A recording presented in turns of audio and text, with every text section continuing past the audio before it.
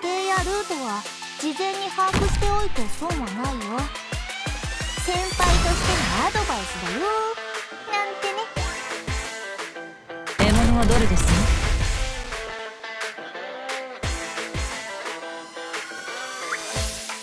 任せて。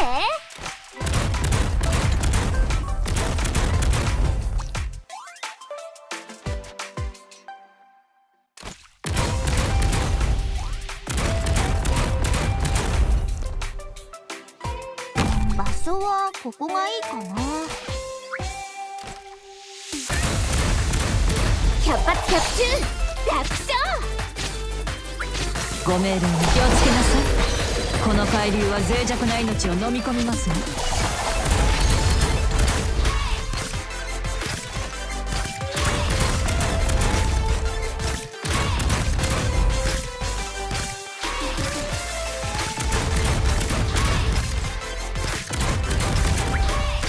シルバーアッシュの名に誓って。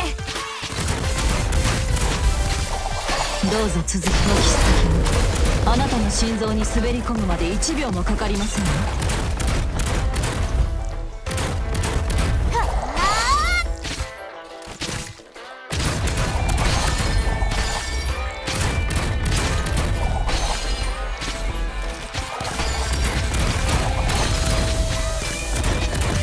このカニ縄に一度捕まったらもう逃げられないよ。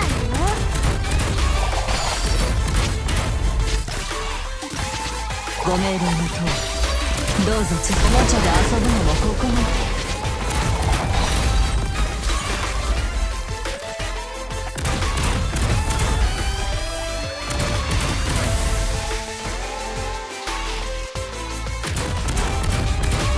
Mission accomplished.